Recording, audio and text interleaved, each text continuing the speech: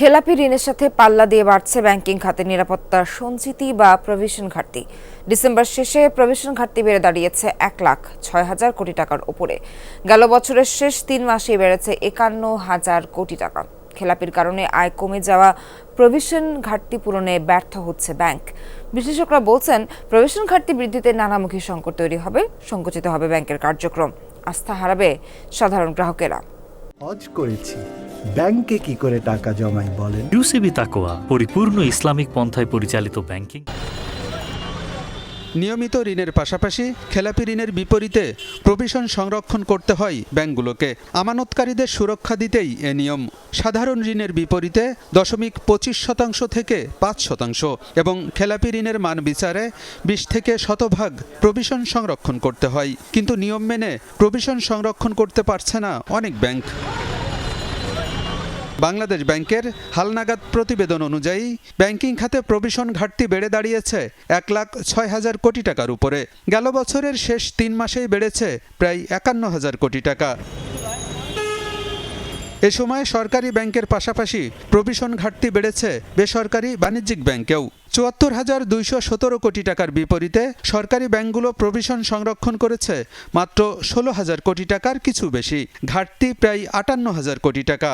আর 1,36,000 কোটি টাকার বিপরীতে বেসরকারি ব্যাংক প্রভিশন সংরক্ষণ করেছে 87,000 কোটি টাকা। ঘাটতি প্রায় 49,000 কোটি।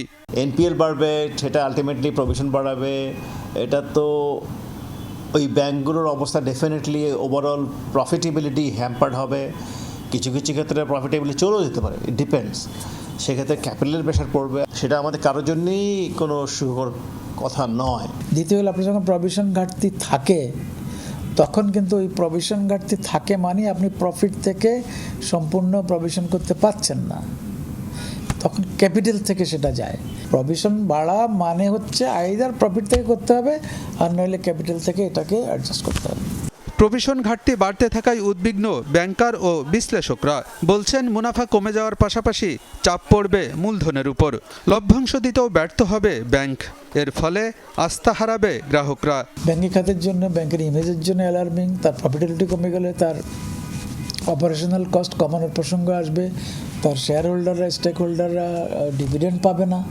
তো ব্যাংকের আরও যে কার্যক্রম বাড়ানোর জন্য যেই বিষয়গুলো, সেখানে এক্সপেন্ডিচার কস্ট কাটিংয়ের প্রসঙ্গ চলে আসে, তখন সংকুচিত হওয়ার সম্ভাবনা বেশি থাকে। প্রভিশনিং ঘাটতি বাড়তে থাকলে তো আসলে ব্যাংকই বন্ধ হয়ে যাবে।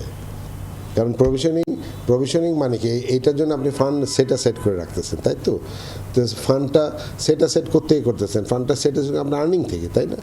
তা আর্নিংয়ের পুরোটাই যদি প্রভিশনিং খেয়ে ফেলে, তাই না, তাহলে তো আপনার এই ব্যাংকের প্রতি লোকজনের আকর্ষণ থাকবে না, শেয়ার বিক্রি হবে না, বাজারের দাম কমে যাবে, নেগেটিভ প্রাইস চলে আসবে, তাই না? তখন স্বাভাবিকভাবে শেয়ার হোল্ডারদের নজরে আসবে এগুলো।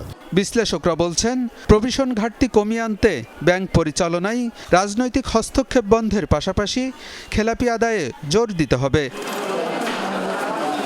আলমগীর হোসেন, যমুনা নিউজ, ঢাকা।